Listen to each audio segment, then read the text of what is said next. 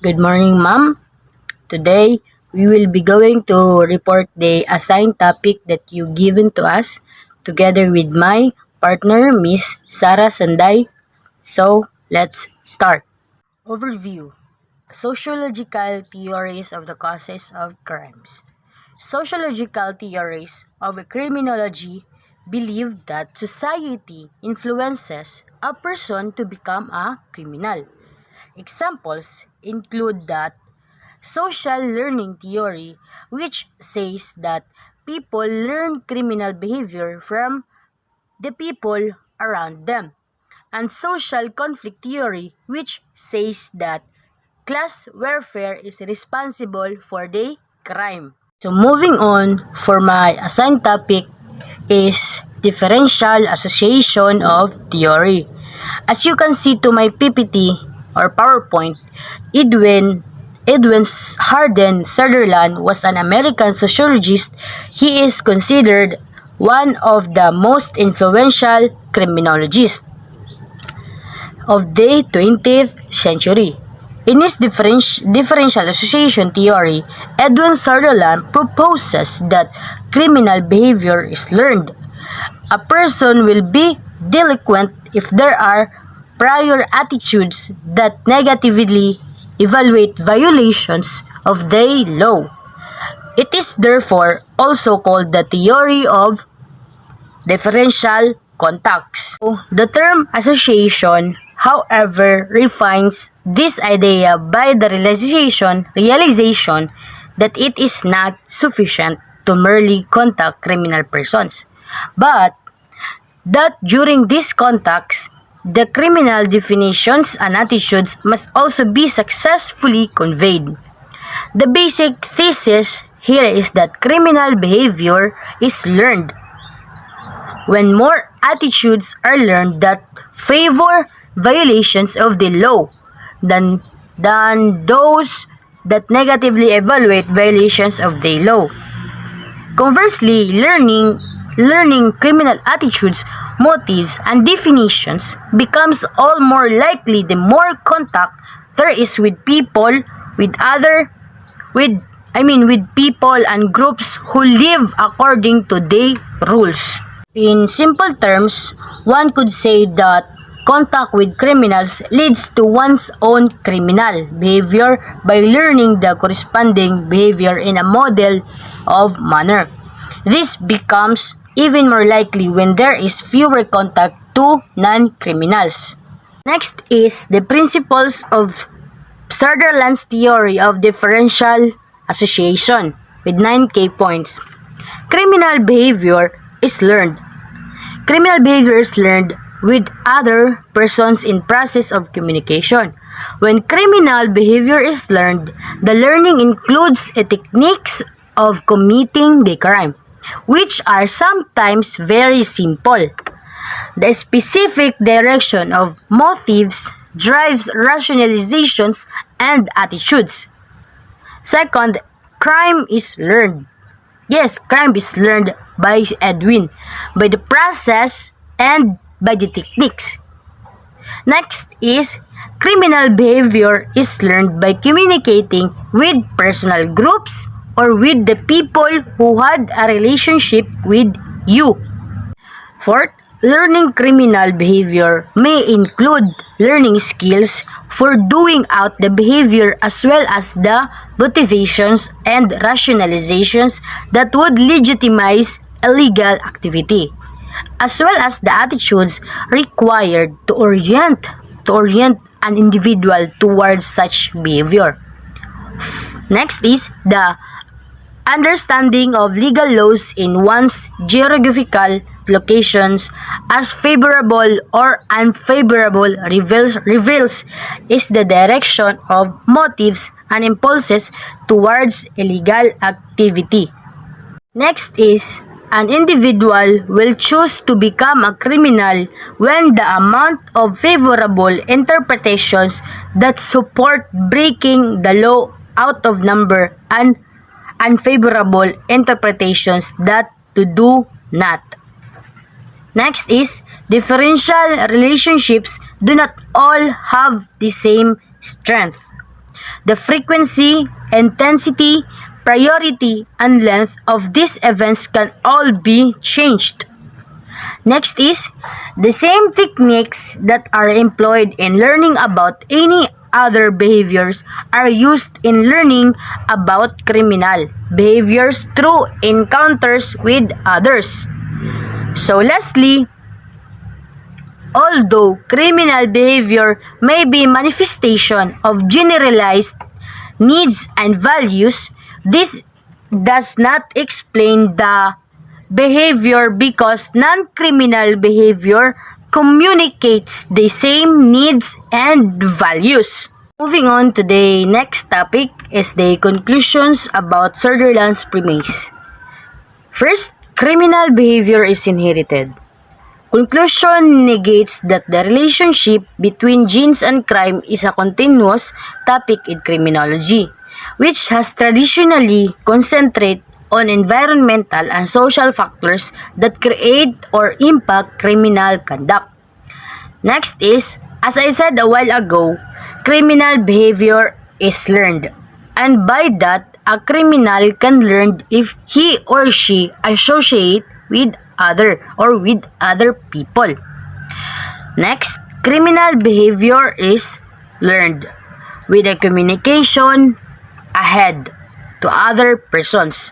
By communicating with other people, the person could imitate or through verbal communication. Next is the fact that the majority of learning takes place within the close personal group unity of the criminal gang is one of the most powerful ways of persuading others to learn and adapt criminal behavior. This is because in order for the group to exist as a group, loyalty, faith, and belief must prevail. And lastly, Sutherland argued that motive, needs, and values as explanations for criminal behavior are inadequate because they are also explained for non-criminal behavior. For example, needing money is a motivation for a thief to steal as well as for a student to get a part-time job. This final proposition was largely an argument against the other dominant social theories of crime at the time that Sutherland wrote, namely strain theory, which emphasized economic goals and means in predicting criminal activity. Next is differential identification theory. The theory of differential identification by Daniel Kleiser, in essence, is that a person pursues criminal behavior to the extent that he identifies himself with real or imaginary persons, from whose perspective his criminal behavior seems acceptable.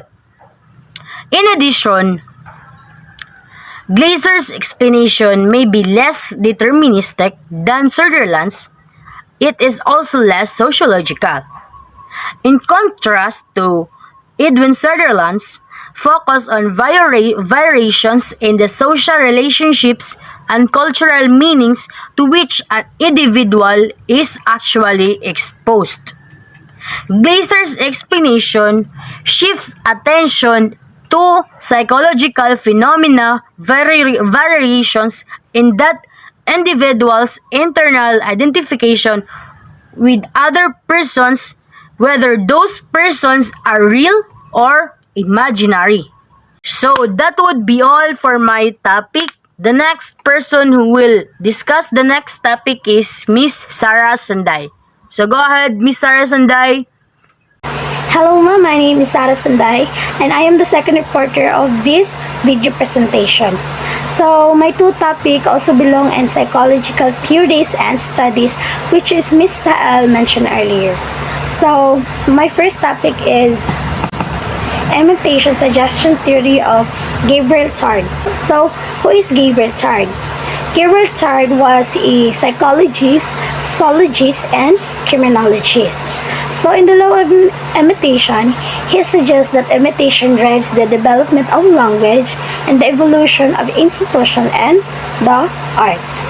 So Gabriel Tard also believed that crime was product of society.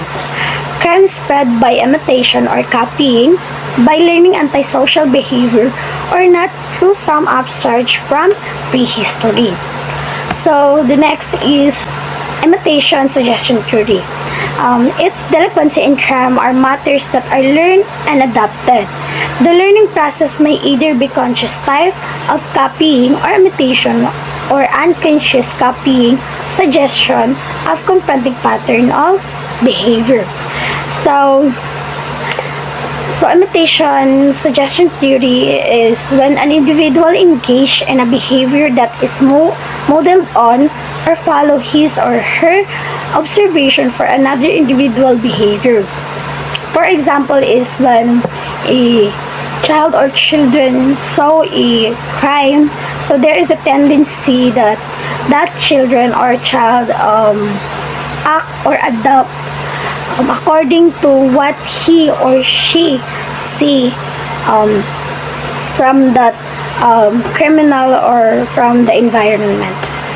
So the pattern of crime, like passion, may easily fade, may last for a long time, and may be transmitted from one generation to generation. So crime is like a passion. It easily fades, but some long for a long time, and there is a possible to transmit it to generation to another generation. So next is, so there is the law of imitation, which is the law of close contact, the law of imitation of superior by inferior, and the law of insertion. So the first is the law of close contact. It explained that people have greater tendency to imitate the passion or the behavior of those around them. So for example, is when a child saw a crime, and so there is a tendency that that child act or copying the criminal's doing.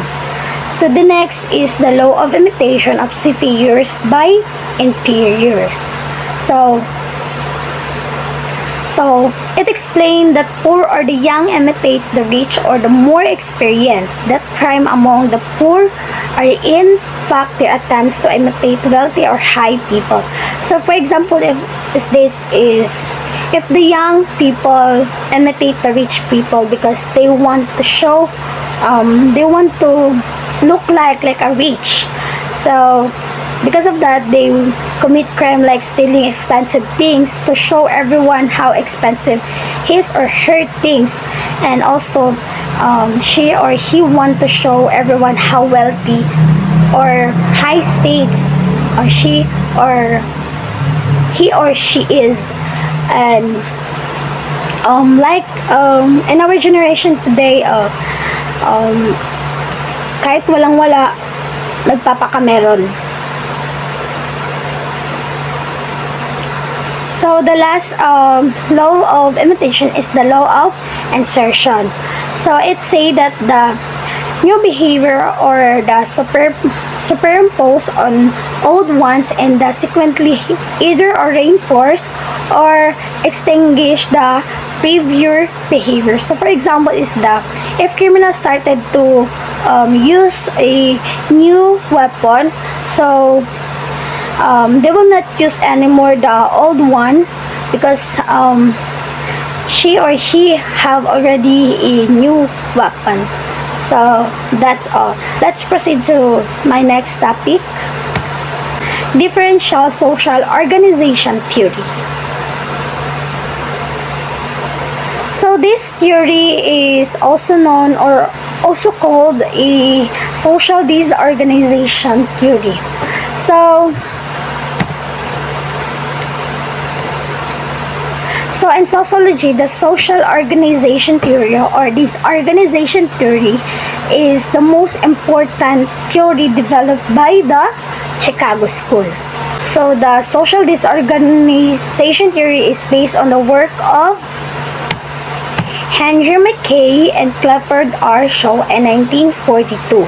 So link crimes rate the neighborhood ecological characteristic, a core principle of social disorganization theory that state location of matter. In the other words, a person's residential location is substantial factor shaping likelihood that that person will become involved in illegal activities.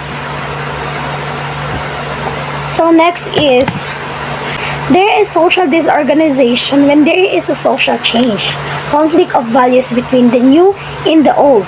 So some individuals consequently break through the line of social control, and society has difficulty in maintaining effectively social order.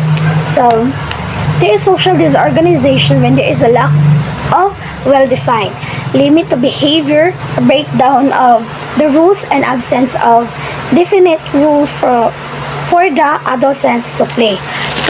So in addition, social disorganization theory suggests that a person's residential location is more significant than the person's characteristic when predicting criminal activity, and the juvenile living in this area acquire criminality by the culture approval within the disadvantaged urban neighborhoods.